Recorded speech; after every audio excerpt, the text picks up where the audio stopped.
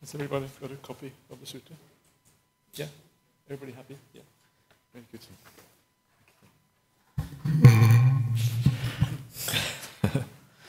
Okay.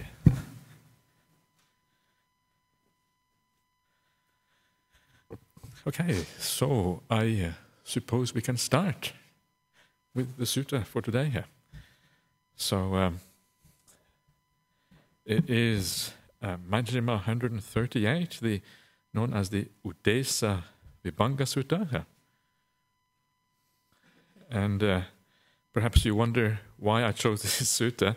It's a fairly short sutta, and a lot of the things in here are is sort of things that you have seen before. The reason I've chosen this sutta is basically just because it hasn't been done before. So I thought it might be nice. And it has a couple of elements in here which are quite unique to this sutta, which I thought might be interesting to discuss. And one of them is that this sutta is one of the places where it looks like, at least on the surface of it, it looks like it is said that one has to be careful with attaching to deep states of samadhi, like such things as the jhanas. And that is an interesting point, and this sutta is often quoted for that particular purpose, to point out, well, look, here it says you have to be careful with samadhi practice. So because of that, I thought it's interesting to have a look at this and see what it actually says, and also compare it to what the Chinese Agama version of this sutta says as well here. Anyway, so Majjhima 138, Uddesavibhanga Sutta, which means like exposition of a summary, or perhaps summary and exposition. Either of those are possible translations. This is how it goes, and as usual, if you have any questions as we go along, please just ask as we go along. So this is how it goes then. Thus have I heard.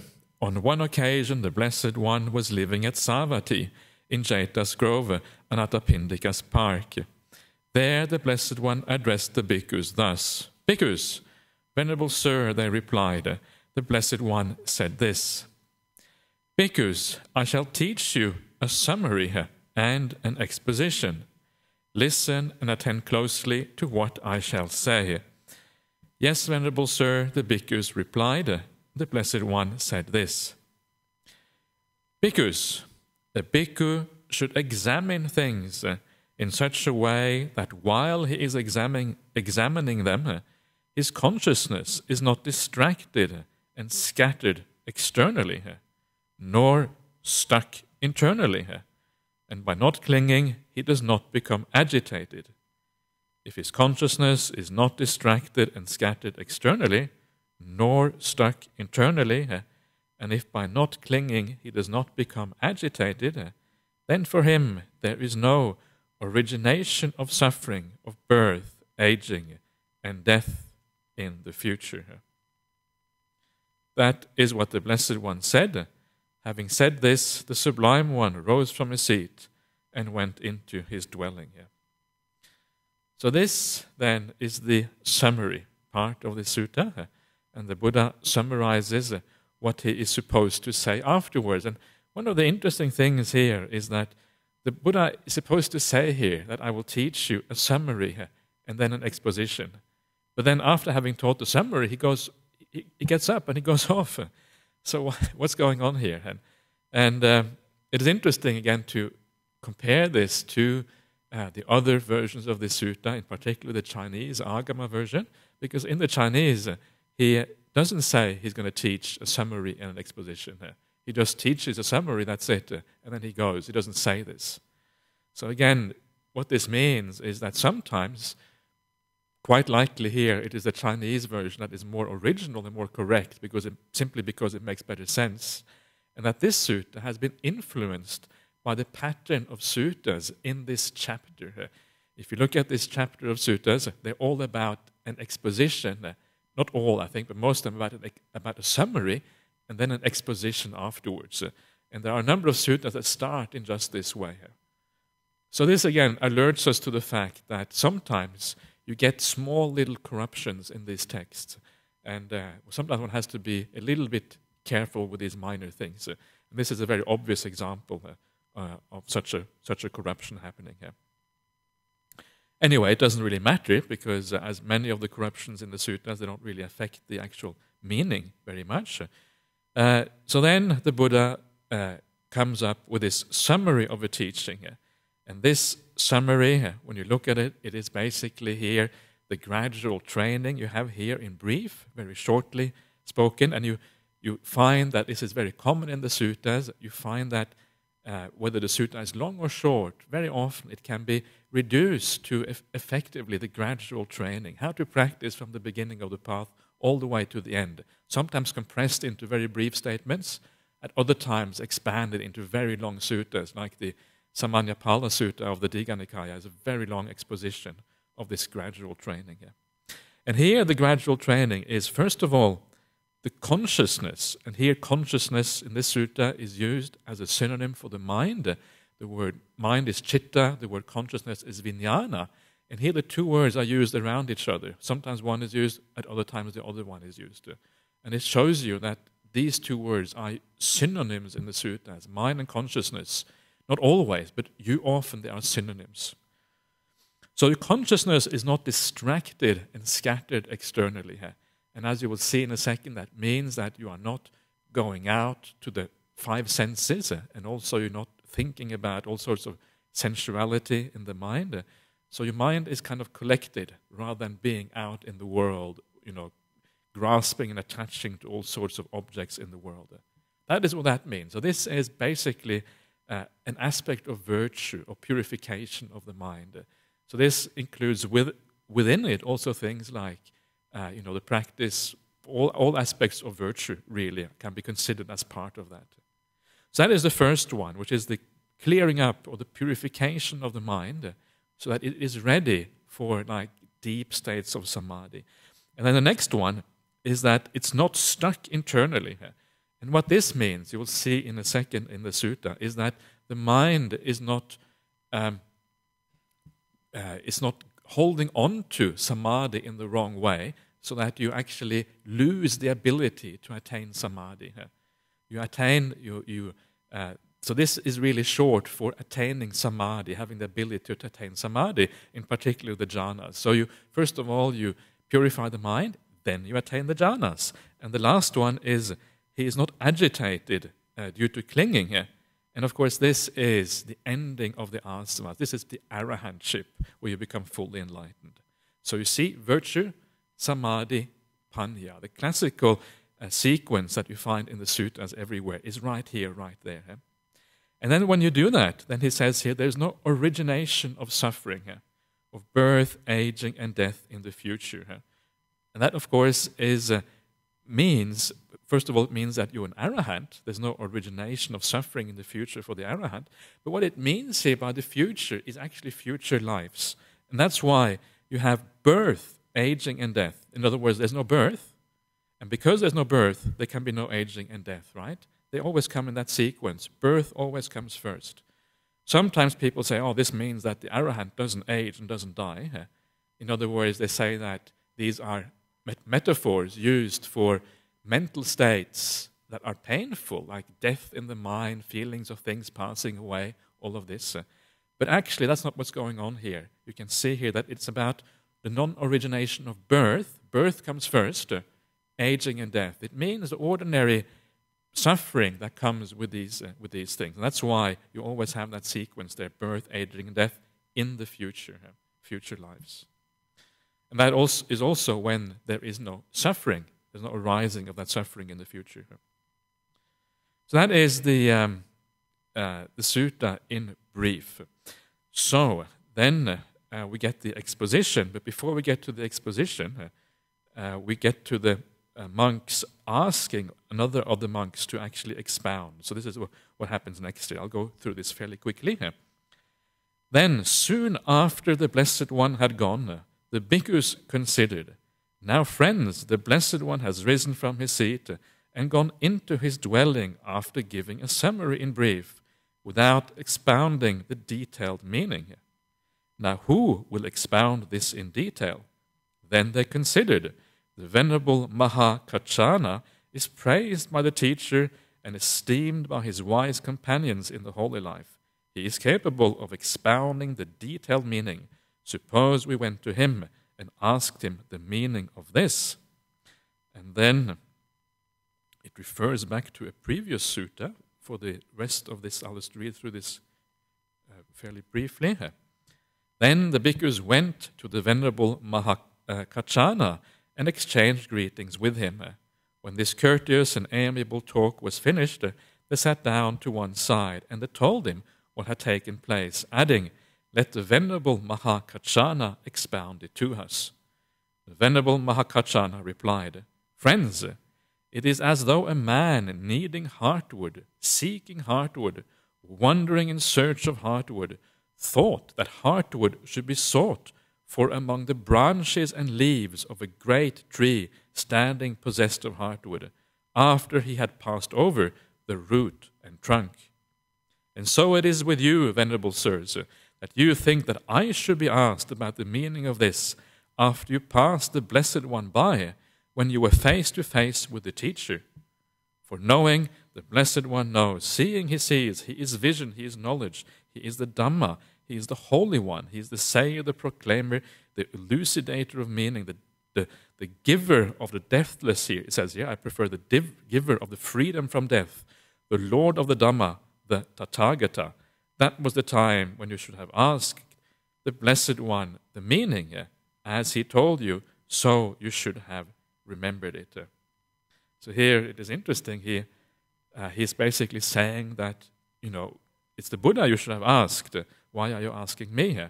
And it's a very nice, I think it's very nice that these monks are like that. I think Mahakachana was probably an arahant himself, and yet he's taking a very humble position here and saying that it's really the Buddha you should be asking.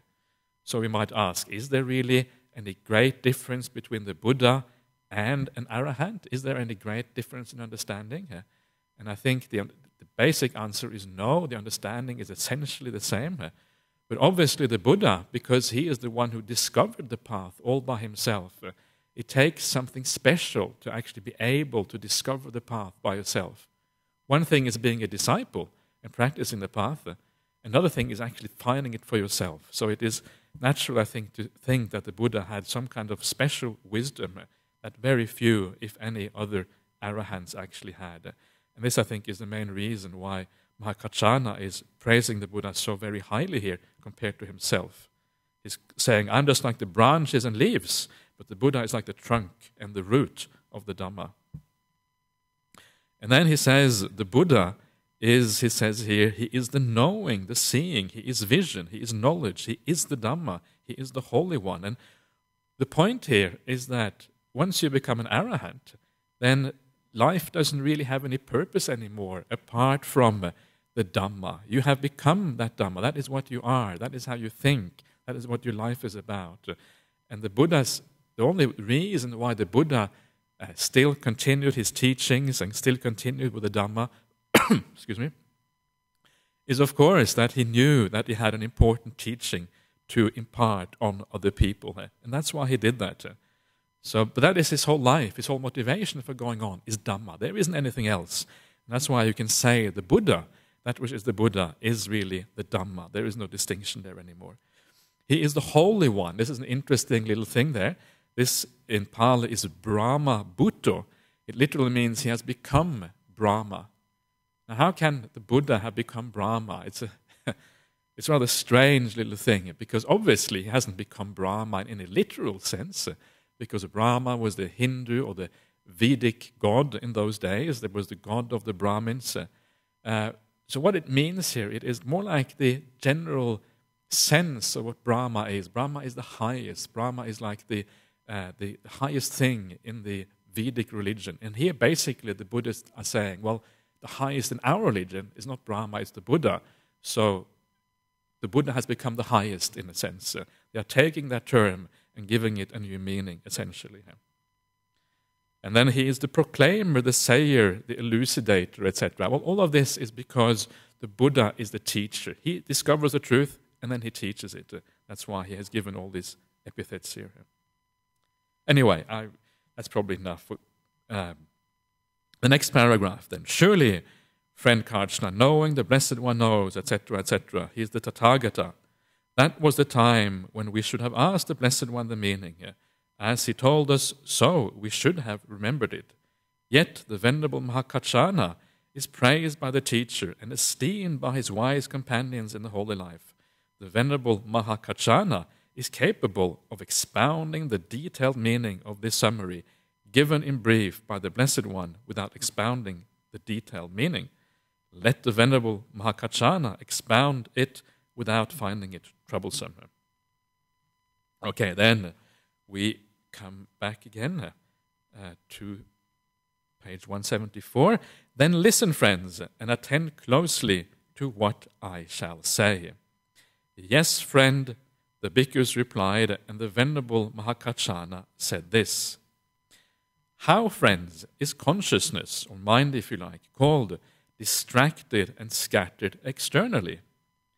Here, when a bhikkhu has seen a form with the eye, if his consciousness follows after the sign of form, is tied and shackled by gratification in the sign of form, is fettered by the fetter of gratification in the sign of form, then his consciousness is called distracted and scattered externally. So the idea here is that your mind, when you see a form here means usually a form. This is something you see through the eye, so it's like any visual form. If you find a sense of satisfaction in that, if you delight in that, if you enjoy that, if you're attached to that, this is what this means. You can see this in yourself. When there's something, you see something beautiful, and you can see that it's like losing yourself in the object, right? It's very strong when you have feelings like falling in love with somebody. It's like a very sense of, it's almost like you lose yourself in the object that you are attaching yourself to. And this may not be as strong as that, but it's a similar kind of feeling where you lose yourself in the object. And you can see the mindfulness is weak. You lack that sense of distance to the object. You are no longer standing back and just observing. It's almost like you and the object somehow become one to some extent. You lack that ability to stand back, which is mindfulness, and you're just watching. You are being pulled in to this object. And that is what is meant here by all these things. And this is how you recognize it. And I'm sure all of you know pretty well what I mean, because this is just a very common experience for any human beings. Now it says here, if the consciousness follows after the sign of form, that is, the word sign here is nimitta. And the word nimitta very often is better translated as object, and is often much easier to comprehend what is going on if you translate it as object instead. So if you say, if his mind follows after the object, the form object, that object which is form, then you can see it's more easy. You follow after it, your mind goes out to it. And then it is tied and shackled by the gratification, in other words, by the pleasure it finds in that form object. It is fettered, in other words, it's bound to the pleasure it finds in the form object. Then this is what is meant by distracted and scattered eternally. And this is the opposite of mindfulness. Mindfulness is the sense that you are in charge. You are sitting inside of yourself, you are watching, and you're not actually being held by anything. You have a sense that you are in control of yourself. That is why mindfulness is called a faculty. It's called a indriya, because the indriya is a sense of being in charge. That sense is lost when you lose the sense restraint and the mind goes out to the objects of the world. Suddenly, the defilements are in charge, or the object is in charge. But you no longer have a feeling that you can watch whatever you want or move your mind whatever you want, because the mind is tied, so to speak, to that object.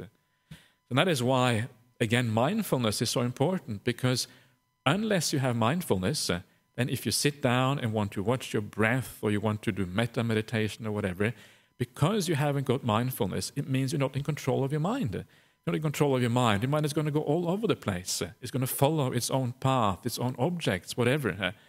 And because of that, mindfulness is a requisite before you can do things like anapanasati, watching the breath. If you haven't got mindfulness, you cannot direct your mind to the breath. Your mind is going to follow its own kind of course. And this is what we're seeing here. This is the mind following after these things. You're no longer in charge. The defilements are in charge. Your attractions, your attachments, this is what is leading you by the nose, so to speak. And you're no longer able to control the mind, basically. So that is the form, and that is the mind is distracted and scattered externally. It is not at home, having a sense of space and distance about it. And this then is true for the other senses as well, and that is what is coming up next here. When he has heard a sound with the ear, smelt an odor with the nose, tasted a flavor with the tongue, touched a tangible with the body, cognized a mind object with the mind. If his consciousness follows after the object of that mind object, is tied and shackled by the pleasure in the object of that mind object, is fettered by the fetter of gratification in the object of that mind object, then his consciousness is called distracted and scattered externally. So here you have the five senses, and this sort of attachment then can happen with any of the five senses, and interestingly, not only with the five, but also with the sixth sense. It says here, even the mind object is spoken of last year. It's interesting how the mind is said to be scattered externally, distracted externally with an object of the mind. And of course the reason is because the object of the mind can often be just as desire-inducing or aversion-inducing as any real object. You think about something and suddenly desire arises, right? It's not that different from seeing it in real life. You think about some good food and you find, oh yeah, I'm feeling hungry. And it's almost the same as seeing good food. Seeing good food might be a bit more powerful, but it's a similar kind of effect, right? So this is what is meant here, is the sensuality, the sensual thought, the sensual thinking that is meant here by the mind being distracted and scattered externally, even though you're actually just dealing with a mind object. What is not meant here is like the collectedness of samadhi or the jhanas, because that is not precisely not distraction and scatteredness externally. So then we have the opposites. That is how you are distracted externally. Then comes how you're not distracted externally. And how, friends, is consciousness called not distracted and scattered externally? Here, when a bhikkhu has seen a form with the eye, if his consciousness does not follow after the object of form, is not tied and shackled by gratification or pleasure in the object of form, is not fettered by the fetter of the pleasure in the object of form, then his consciousness is called not distracted and scattered externally. And this is when you have mindfulness, this is what happens. You are inside of yourself.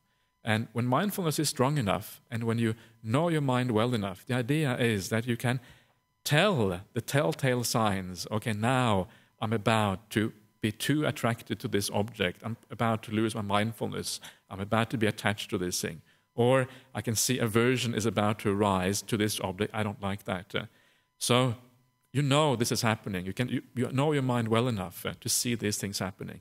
And because you know the danger in that, because you know that this is going to lead to suffering, it's going to lead to lack of mindfulness, it's going to lead to reduction in wisdom, going to lead to all these negative things. Because of that, it's easy for you to move in a different direction.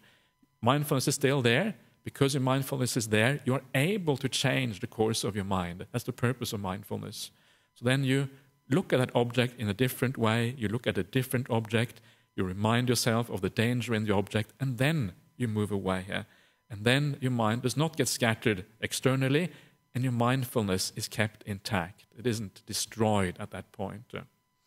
So one of the important points here is that this sort of activity can only be done through mindfulness. It's only mindfulness that is able to stop you from being distracted and scattered externally. Mindfulness is what keeps you at home, keeps you a sense of being in charge, and then you can avoid these things. And that is, of course, why in Buddhism we often talk so much about mindfulness, because it has that special power to it. So at this point, we have come to basically to mindfulness. This is where we are arriving at this point in the sutta. And then the same thing happens for the other senses. When he has heard a sound with the ear, smelt an odor with the nose, tasted a flavor with the tongue, touched a tangible with the body, cognized a mind object with the mind, if his consciousness does not follow after the object of the mind object, is not tied and shackled by gratification in the sign of the mind object, is not fettered by the fetter of gratification in the sign of the mind object, then his consciousness is called not distracted and scattered externally. So again, that mindfulness goes for all the 5 external senses and also for the mind. It's a very thoroughgoing thing. Yeah. And yeah, I'm sure you will all realize how difficult it is to have this kind of mindfulness fully here. It's not an easy thing. It's difficult is actually the wrong word. It's not really difficult, but it takes a lot of development of the mind to reach a point where you have that sort of mindfulness. Once it's there, it's not hard. It's just that you have to do the development. If you're not developed, of course, you just can't do it. It's not a matter of difficult or not difficult, really. So, at this point, we have then reached the stage of mindfulness. So, once you have mindfulness, that is the time when you can start to practice meditation fully and really. A lot of the meditation that people do is like what I would call preparatory meditation, whereby you are purifying yourself and you're trying to guide your mind in the right direction. But the real meditation in the suttas starts off when mindfulness becomes powerful, when you're watching the breath and it's natural, it's easy, it's happening by itself. The mind is not going all over the place. That is the kind of real meditation practice according to the suttas. And when that happens, you start watching the breath, the development happens by itself. You just sit back and it just happens, nothing you have to do. And then it moves towards samadhi stage by stage. So for that reason, the next step here then is about samadhi. So, Venerable Mahakachana goes on and it says the following here. And how, friends, is the mind called stuck internally? Here, quite secluded from sensual pleasures, secluded from unwholesome states, a bhikkhu enters upon and abides in the first jhana, which is accompanied by applied and sustained thought, with rapture and pleasure born of seclusion. If his consciousness follows after the rapture and pleasure born of seclusion, is tied and shackled by gratification in the rapture and pleasure born of seclusion, then his mind is called stuck internally here. Okay, so you can see here that the idea here, what is spoken about here, is basically what you might call an attachment to a jhana state. That is what is being talked about here. And the first thing to notice here is that this attachment does not actually happen while you are in jhana, because a jhana is a state where the mind is fully unified. It's not a state where you can have craving. Craving is something which always is looking to the future. It is something which is going on. It's not something which is fully in the present moment. So it is important here to realize that first you have the jhana, and then afterwards, when you come out of it, that is when you are tied.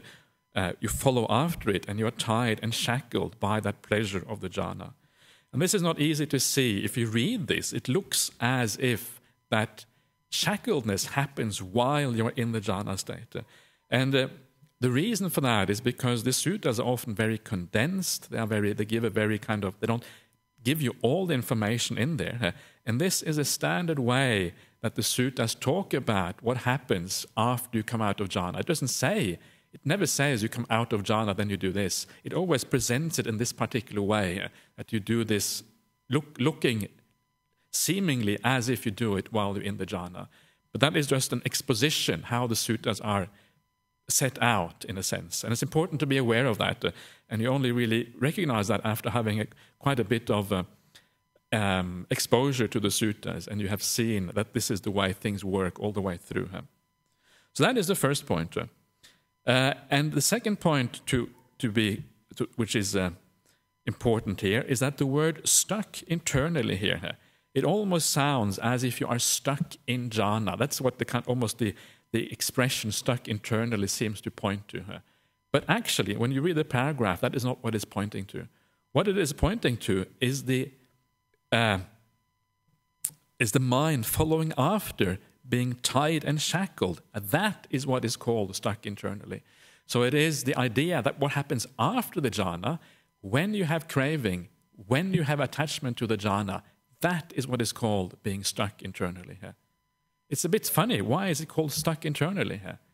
And this is it's a very strange use of word. And when you know the Pali here, the Pali for stuck internally is ajatang santitang. Ajatang means internally. Santitang means like established usually here. And usually when you read the suttas, the word santitang, established, is a very positive word. It means you have attained samadhi. It means that the mind is composed. It's unified inside. It's a very beautiful word with very positive connotations. And suddenly you come across one place where it's supposed to have negative connotations. Straight away, it makes you wonder, what is happening here? And what might be happening, and this is interesting again, because this is a good place to compare. When you come across something which looks funny, it's good to compare with the Chinese agamas again. And the Chinese agamas have the exact opposite here. They say that it is not settled internally. It's ajatang asantitang rather than ajatang santitang. It's the exact opposite. So what the agamas are saying is that the mind is not settled internally, whereas the Pali here says that it's settled internally or stuck internally here. So it's not settled internally. And the point, of course, is, and I think that is very likely to be the right reading. To me, it seems like a very good reading, because the point is that if you are attached to the jhana, if you have craving, if you have all these fetters and things, that's going to stop you from attaining the jhana again. If it stops you, you are not settled internally, because the jhana is what it means to be settled internally. So the point of this sutta seems to be, the point of this paragraph, in my opinion, is that if you have a craving for the samadhi, if you have craving for the jhanas, it stops you from attaining jhana. This is what I understand to be the meaning of this passage. And it is really only comes out when you compare it with the Chinese. But still, regardless of what it actually means, what is very clear, regardless whether you read the Pali and the Chinese, it is not the jhana which is dangerous, which is called stuck internally. It is your relationship with that jhana, whether you are attached to it or whether you just have a kind of equanimous relationship to it. That is what is important here. Does that make sense, what I'm saying here? Okay, good. So that is then the first jhana. And then the sutta goes on to say basically the same thing about the three higher jhanas as well. And just briefly, I like to point this out very often. In the formula for the first jhana, I think it's very important to point these things out. It says, first of all, quite secluded from sensual pleasures. The word for sensual pleasures there is kamehi. And it's a plural word. And in my experience, and this is also borne out of some of the best dictionaries in the Pali language, kama, which is sensuality, excuse me, when used in the plural, actually means the objects of kama. So it means the objects of the five senses. So what is, I think the appropriate translation here is secluded from the objects of the five senses. And then secluded from unwholesome states. Well, unwholesome states includes sensuality. It includes desire for sensual objects. So no point in having that already. So that is already included in the second part there. So I say this means quite secluded from the objects of the five senses, secluded from unwholesome states. In other words, the five hindrances.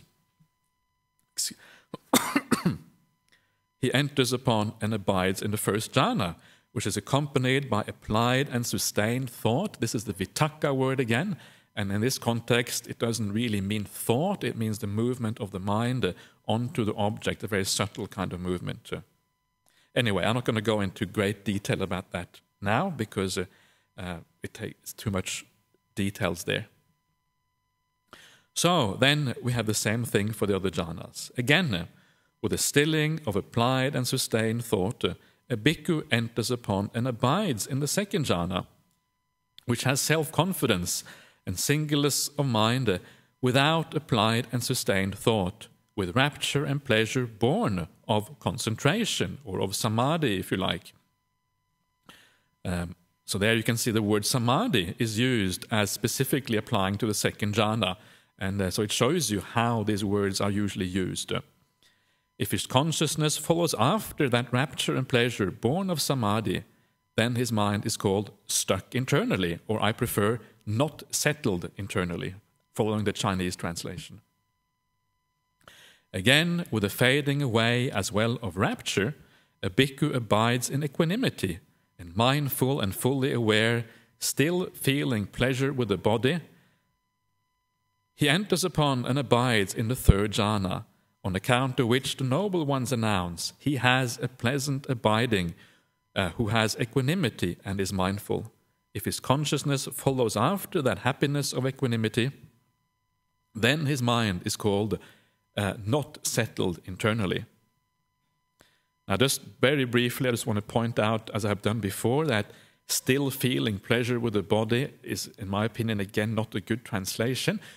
Body here, kayena, and this is attested in many places in the suttas, actually means here directly, it means immediate experience. So still, here, what this means is feeling direct pleasure, immediate pleasure. And the reason why this is called direct and immediate pleasure is because this is the highest pleasure that is possible in samsara. We cannot have any higher pleasure than this. This is pleasure divested of all other things which might distract you. It's pure pleasure. So you're feeling direct pleasure. That is what it means. And so that's why the feeling pleasure with the body is actually quite misleading in this context. Then, so this is, he follows after the happiness of equanimity. This is what the happiness of third jhana is called. Again, with the abandoning of pleasure and pain, and with the previous disappearance of joy and grief, a bhikkhu enters upon and abides in the fourth jhana, which has neither pain nor pleasure, and purity of mindfulness due to equanimity. If his consciousness follows after the neither pain nor pleasure, is tied and shackled by gratification in the neither pain nor pleasure, is fettered by the fetter of gratification in the neither pain nor pleasure, then his mind is called stuck internally. That is how the mind is called, rather, not settled internally. So again, none of these jhanas are said here to be dangerous in their own right. What is dangerous is any kind of craving you might have for them after you come out. The attachment, that is the problem. So the jhanas are part of the path. You have to do them, but it's how you relate to them that is important. And how, friends, is the mind called not, or rather, how is the mind called not stuck internally? And here, again, the Chinese has the opposite. So here the Chinese says, and how, friends, is the mind called settled internally? Here, quite secluded from sensual pleasures, secluded from unwholesome states, a bhikkhu enters upon and abides in the first jhana.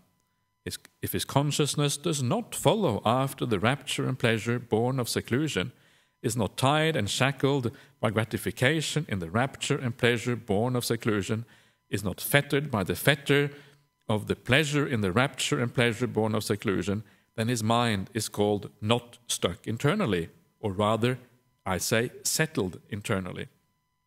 So the point, of course, here is that if you don't have the craving and attachment to the jhana state, then you are able to reattain it. It is the craving and attachment that stops you from reattaining the jhana state.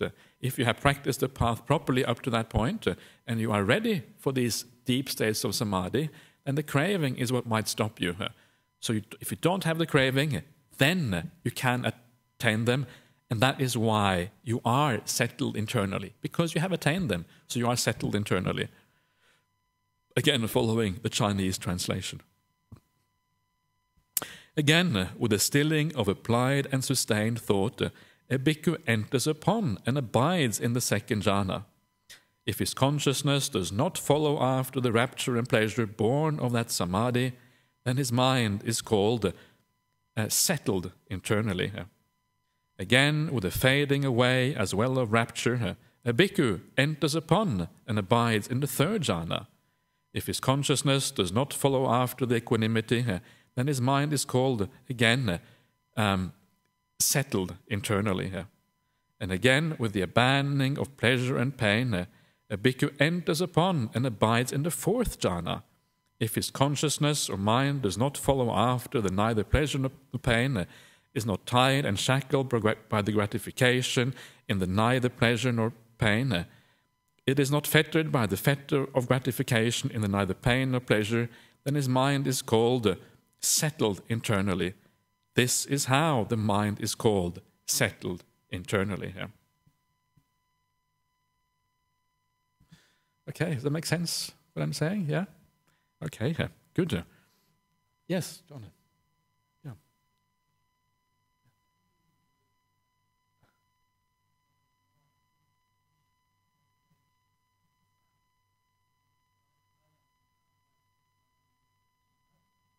Yeah. Well, the thing is that you feel like you're in charge. You feel like you're empowered, right? So the question is, you're saying, okay, maybe I should repeat the question, but so you're saying that usually you emphasize no control in the meditation practice. So what do I mean when I say control in the mind? And the thing is, there's a sense of power inside of you. You have a sense that you can direct the mind wherever you want, right? So you direct your mind onto the breath, and then it stays with the breath because mindfulness is there. It's not so much control, it's just a sense that once the defilements disappear, you are actually able to direct the mind wherever you want to. It doesn't mean that you use a lot of willpower. In fact, you don't need much willpower, precisely because the mind is very flexible and very willing to do your bidding, so to speak. Yeah. But you're still using a little bit of will just to place the mind on the breath, and then that's all you have to do. Yes? Yeah.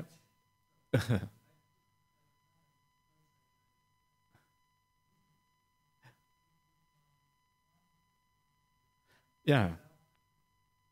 Yeah, I mean, I think there's a lot to be. I think that he's very, very good meditator, and I think that's probably it's a very good way of doing it because it means that you're waiting till the mind is ready. But what he is really waiting for there, he's waiting for the mindfulness to arise, right? So you're saying that he doesn't actually go and finding the breath; he just basically waits for the breath to appear, and then when the breath appears, that's when he sort of he starts watching it. But what he's really waiting for there, I think, is waiting for the mindfulness to arise, right? Let's say you've been tired, you've been working hard. You just sit back and you just relax, and you allow the mind to relax until mindfulness is strong enough that the breath appears by itself.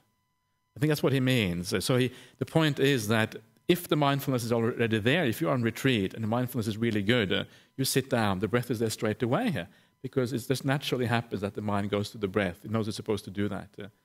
And then in those cases, you can direct the mind to the breath or to metta or to whatever. There's a little bit of direction and it happens by itself.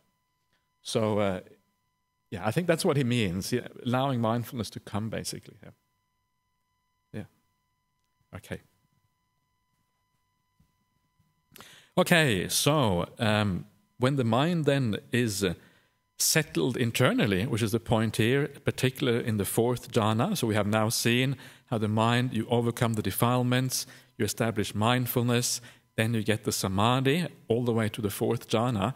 Then the last step here is where you have you actually become fully enlightened in this particular sutta. And this is what's happening next. So how, friends, is there agitation due to clinging here? Here, an untaught ordinary person who has no regard for noble ones and is unskilled and undisciplined in the Dhamma, who has no regard for true people and is unskilled and undisciplined in the Dhamma, regards material form as self, or self as possessed of material form, or material form as in self, or self as in material form. That material form of his changes and becomes otherwise. When the change and becoming otherwise of that material form, his consciousness is preoccupied with the change of material form. Agitated mental states born of preoccupation with the change of material form arise together and remain obsessing his mind. Because his mind is obsessed, he is anxious, distressed and concerned, and due to clinging he becomes agitated. So this passage is showing you how attachment basically to one of the 5 khandhas. Regarding the khandhas as yourself, how this leads to problems and to distress and to suffering in your life. Excuse me. Thanks, just a little bit. That's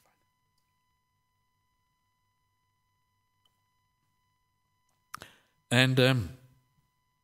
And you can see here that this is basically about where we take ourself to be, what we regard as us, or what belongs to us. But just to start from the beginning here, an untaught ordinary person, this is the asuttava putujana. Putujana means literally the many person, in other words, the ordinary person. An untaught asuttava means literally the one who has not heard, because that's how you were taught things in the time of the Buddha. You had heard the teachings, right? So the person who hasn't heard. And how do you get to hear the teachings? You get to hear the teachings by the presence of somebody who knows the teachings. So that's why it says, the untaught person who has no regard for the noble ones. Now, I don't think this is a good translation, because having no regard means like you disregard them, you're not interested in them. That's what that usually means. That's not what the Pali says. The Pali says quite literally, you are not one who sees the noble ones. In other words, you don't go to their presence. Maybe you have no opportunity, or you don't not interested, or whatever the reason is. The point is that you don't see them. That is what it means. So you see the noble ones, and then you hear the Dhamma. This is what this is all about. So I think it's better to say somebody who is not a seer of the noble ones does not hear the true Dhamma. And he is unskilled and undisciplined. And what this means, unskilled here, the word here is literally something like not understanding. Not having is the vidya. The word kovida is rooted in the same word as vidya, which means knowledge, understanding in Pali.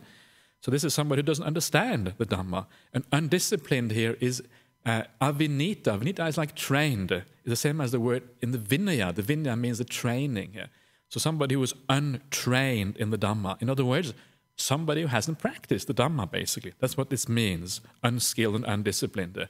And because he hasn't practiced it, he doesn't understand what is going on. And then it says, who has no regard for, it says true men here, sappurisa. And I think a better translation would be, and this is the translation Bhikkhu Bodhi himself uses sometimes, is like a superior person. The good person, the superior person is a good one there. In other words, somebody who is like an Arya, somebody who knows the Dhamma. So this is just a second way of saying the noble ones. So he does not see the superior person, and he doesn't understand, and he is not trained in the Dhamma of the superior person. That's what it means. So if you haven't done that, and of course, what you will notice here is that this sutta, or this particular place, makes a distinction. Everybody who is not a stream enterer, because this, what comes next, talks about the stream enterer, somebody who has understood the idea of non-self, that either you're not a stream enterer, and then you are the person who is unskilled and undisciplined, or you are a stream enterer, and then you are the skilled and disciplined person. There's a very sharp divide. There isn't much room here for gradation. And this is how often the Dhamma works. And the reason why the Dhamma works like that is because stream entry is a very clear spot of differentiation, because either you are a stream enterer or you are not. But of course, the reality is that the people on the path prior to stream entry will be on all different varying levels on that path. So the reality is not as clear-cut as that, but it's a very convenient way of breaking up the Dhamma, because stream entry is such a major event or a clear-cut event in the practice. So that's why I think it is done like this. So what does he do? What does this person do who is not trained, who hasn't been practicing properly? Well, what he does is he regards a material form as self. So that means that you see rupa as self. And this means, of course, seeing it as self means that you identify with something. This is what I am. This is me. This is the first aspect here. The second one is that self as possessed of material form. This means that the self owns the material form. The self is something else, but it owns material form. You own the body is mine. You may not think that you literally are the body, but at least it's yours, it belongs to you. You have the right to control the body and do with it whatever you like. Then you have material form as in self, and this means that the self is larger than material form, but material form is part of that self, right? In self, or self as in material form. In this case, it is material form that is larger, and self is like one aspect of that material form.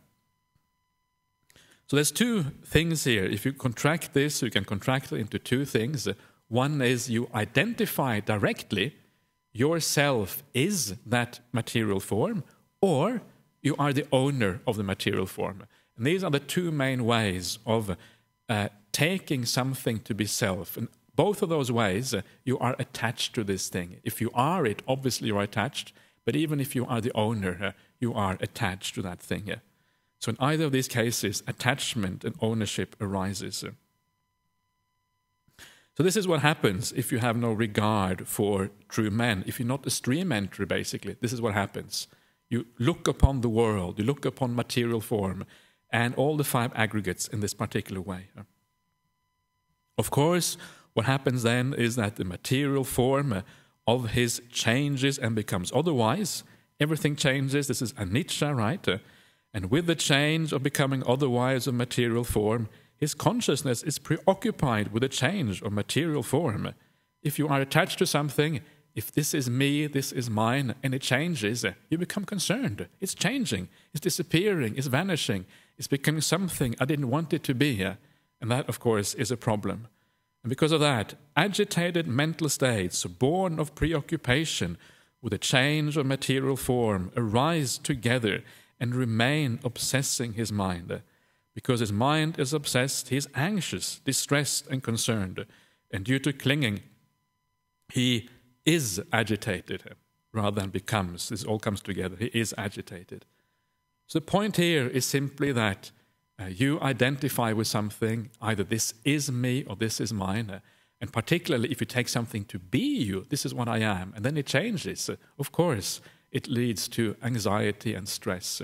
And it's something which is very difficult. You know, go around and you are a happy person, and then one day you feel a bit depressed or something. You think, this is not me. This is terrible. This kind of negative mental state is very concerning. And you become even more depressed because you become depressed because of your depression.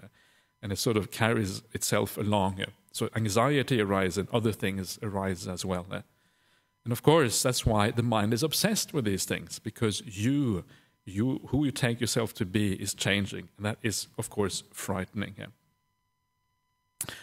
So this is the material form aggregate. And the material form aggregate here means mostly the physical body. That's the main thing here.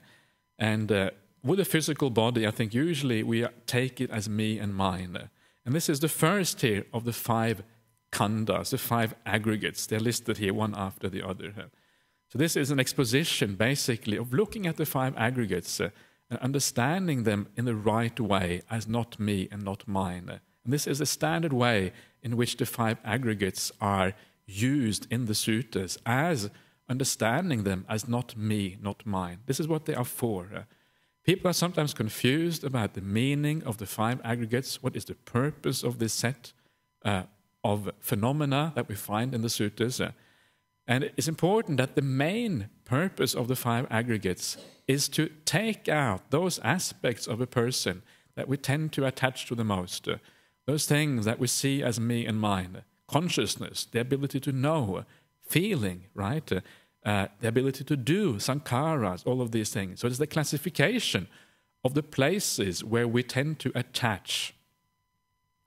And that is what they're for. They are to focus home in on those things that we attach to, so that by observing those, by understanding them through insight, we can let go of that attachment and the sense of self in regard to these things. That is the purpose of these things. And for that reason, these categories of the five khandhas, aggregates, are very you don't use them until you get very late on the path. These are the things you only start contemplating fully after samadhi, essentially, when you either want to make a breakthrough to stream entry or here even to full arahantship. These are very profound categories. Now, one of the things about the five khandhas, and this is one of the things which is almost always true in the suttas, is that everything is pretty much gradual. And I think it is fair to say that the five khandhas too, there is a gradualness to their presentation. It is not that they are all equal, and you can start contemplating one and then whichever one you like. There is actually a sequence here. And the most basic of the five khandhas to contemplate is the rupa khandha, the one we have seen just now. And that is because it has mostly to do with the body. And the body is the first thing that you have to overcome and understand in your contemplation of who you are. The body is the easiest thing to get rid of, and it takes you on towards samadhi. And once the body is gone, then you can go on to the more refined things about the mind. In particular, feeling is often the first one because feelings are very prominent. And feelings are very prominent things in you. So feelings are something quite easy to see because they are very easily available. And perceptions too can often be quite coarse. Perceptions in particular, such as the mind, which is affected by certain qualities like desires or anger or delusion, etc. These are all part of perception, and because of that, they're quite easy to see.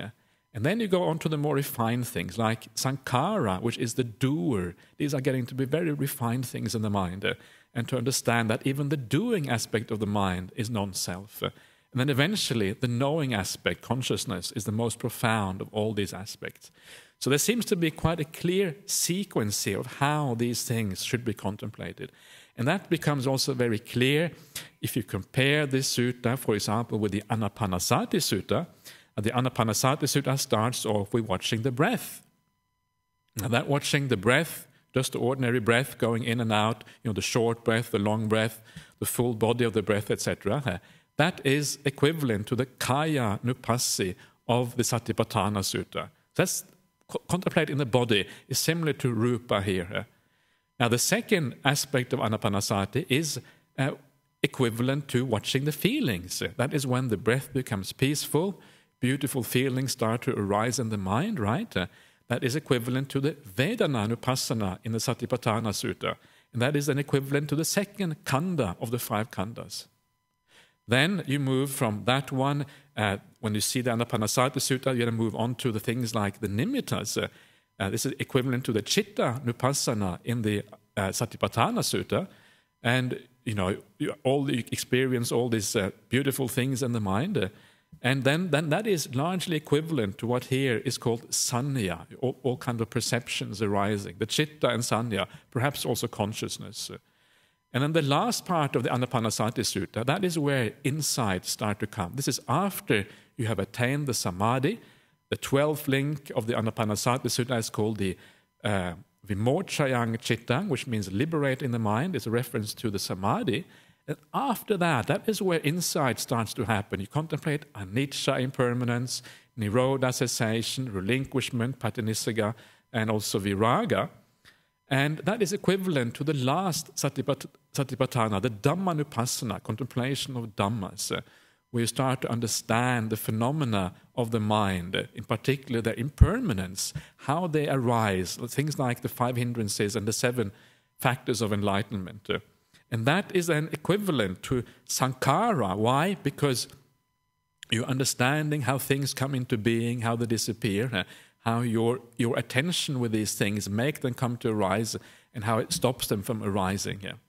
And then lastly, you have consciousness, which is then part of that as well. For example, you have the bojjhangas in the Satipatthana Sutta. The bojjhangas are about how the mind gets more and more refined until you reach the very deepest states of samadhi, in particular the 4 jhanas and the 4th jhana. So the point I'm making here is that there is a close parallel between how this is described in the 5 aggregates, the Anapanasati Sutta and the Satipatthana Sutta. They all follow the same pattern as you go through. And And that's why you can see a clear progression here in all these things.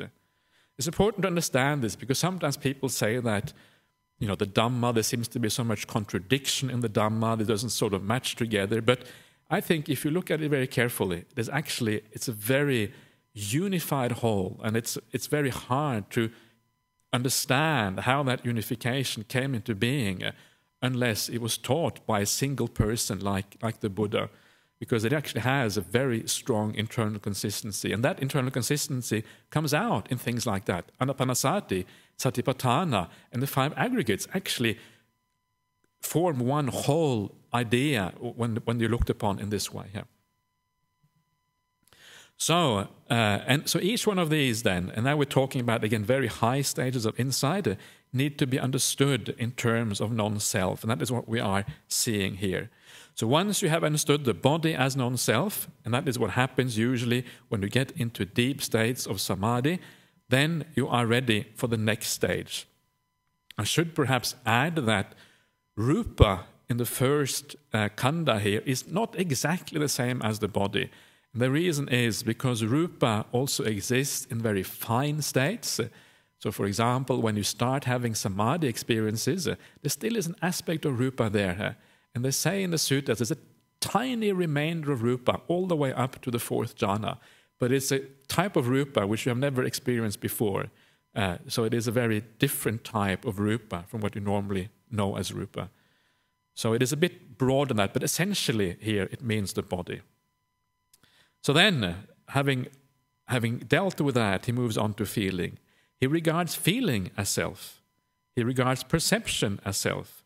He regards formations. In other words, he regards activities or volitional activities as self. This is the activity of the mind. He regards consciousness as self or self as possessed of consciousness, or consciousness as in self, or self as in consciousness. That consciousness of his changes and becomes otherwise. With the changing and becoming otherwise of that consciousness, his consciousness is preoccupied with the change of consciousness.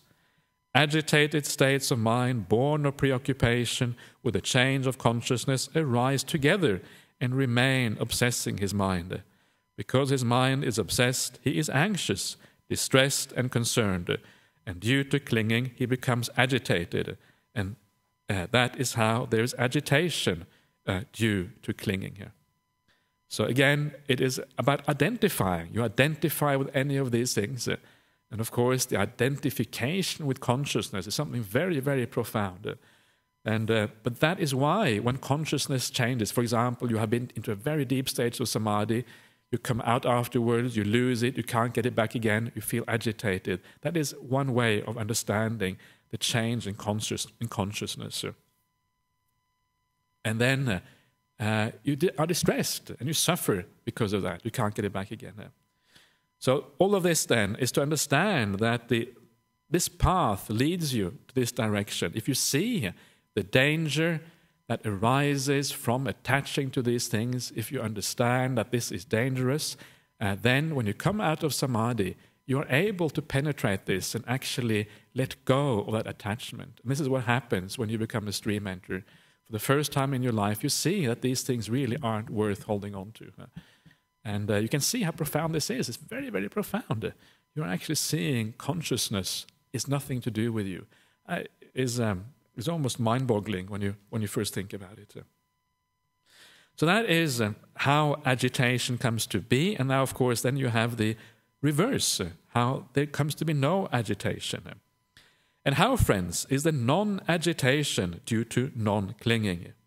Here, a well-taught noble disciple who is a seer of the noble ones and who is wise and trained in their Dhamma, who has regard for superior people and who is wise and trained in the Dhamma, does not take or regard material form as self, or self as possessed of material form, or material form as in self, or self as in material form.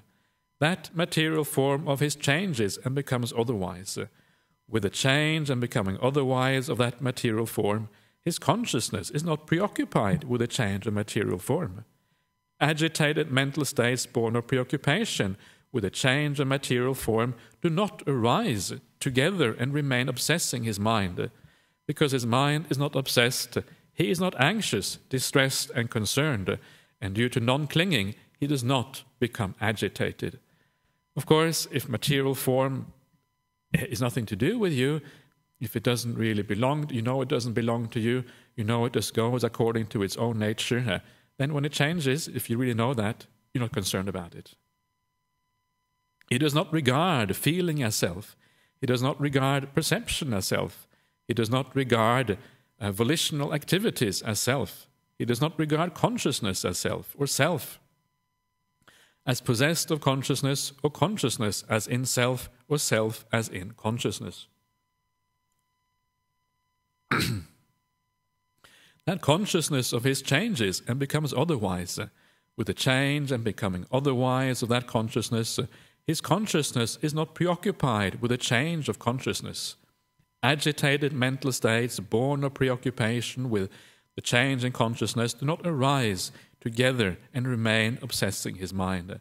Because his mind is not obsessed, he is not anxious, distressed, and concerned, and due to non-clinging, he does not become, or he is not agitated, rather. That is how there is non-agitation due to non-clinging here. So, there you are. So that is how you rid yourself of suffering. Basically, the only way is to give up your sense of self in regard to the body and mind. When you see that it's all an empty process, just moving along on its own, that is when you can eventually become an arahant. There's two things happening here. And the first thing is the stream entry. And the stream entry is when you, for the first time, are able to see that the five aggregates are empty of a self. At that point, you attain a right view. You know that there's nothing in there which is you. That is the first step. The second step here, which is also implied here, and here the two steps are merged into one, is the attainment of arahantship. And the attainment of difference between the two is that arahantship is when there is no clinging whatsoever anymore. And it's only then that all agitation disappears. So the stream entry is someone who has the right view. But the right view, because of the habits of the past, the right view is not able to override those habits yet. So sometimes you still perceive a self in here. You feel a self in there, even though you know there's no self. Because you get a bit confused or you lose your mindfulness, you feel the self arising inside of you. It's just a perception, just a thought. It's not actually a view. But then you keep on investigating these five khandhas. You keep on using what you're doing, the same thing you did before, attaining samadhi, looking at the khandhas, and eventually that perception and thinking also becomes fully purified and falls in line with the view. And when it falls in line with the view fully, then all agitation is overcome and there's no clinging anymore. So these two aspects, the stream entry and the arahantship, are here merged into one, but they are basically based on the same kind of investigation, one being a little bit deeper than the other one, affecting the mind fully in all its aspects. That's arahantship. So at that point, there is no agitation anymore. There's no clinging. And as it said at the beginning of the sutta, then there is no future suffering, no more birth, no more old age, no more death. The end of suffering has been attained. So that is really what this sutta is about. There is a quick concluding section here as well, which I will maybe just go through briefly. Is there any questions at this point? Does it make good sense to everybody? Yeah? Okay. Okay, good. It's nice in theory, but of course it takes a lot of dedication to be able to do this sort of thing. Anyway, here comes the ending part of the sutta. Friends, when the Blessed One rose from his seat and went into his dwelling after giving a summary in brief, without expounding the detailed meaning, that is, bhikkhus, a bhikkhu should examine things in such a way, or he should look upon things perhaps in such a way, that while he is looking upon them, his consciousness is not distracted and scattered externally, nor is it settled, nor is it unsettled internally, and by not clinging, he does not become agitated. If his consciousness is not distracted and scattered externally, but it is settled internally, and if by not clinging he does not become agitated, then for him there is no origination of suffering, of birth, aging, and death in the future. I understand the detailed meaning of this summary to be thus. Now, friends, if you wish, go to the Blessed One and ask him about the meaning of this. As the Blessed One explains it to you, so you should remember it. Then the bhikkhus, having delighted and rejoiced in the venerable Mahakachana's words, rose from their seats and went to the Blessed One. After paying homage to him, they sat down at one side and told the Blessed One all that had taken place after he had left, adding, Then, Venerable Sir, we went to the Venerable Mahakachana and asked him about the meaning. The Venerable Mahakachana expounded the meaning to us with these terms, statements, and phrases. And the Buddha replies, Mahakachana is wise, bhikkhus. Mahakachana has great wisdom. If you had asked me the meaning of this, I would have explained it to you in the same way that Mahakachana has explained it. Such is its meaning, and so you should remember it. That is what the Blessed One said. The bhikkhus were satisfied and delighted in the Blessed One's words.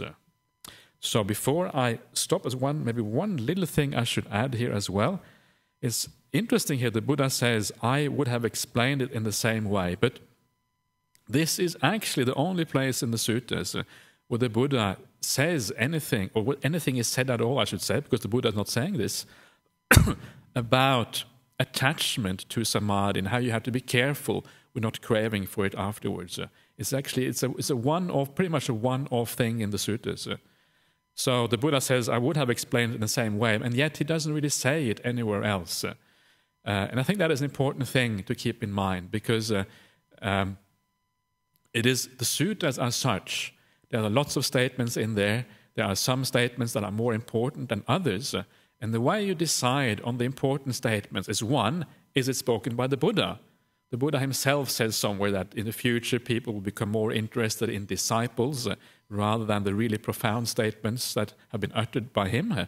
And I think that if that's taken to the full, to its full conclusion, it means that the word of the Buddha is more important than the word of people like Venerable Mahakachana, although in this case he gets the full praise of the Buddha afterwards.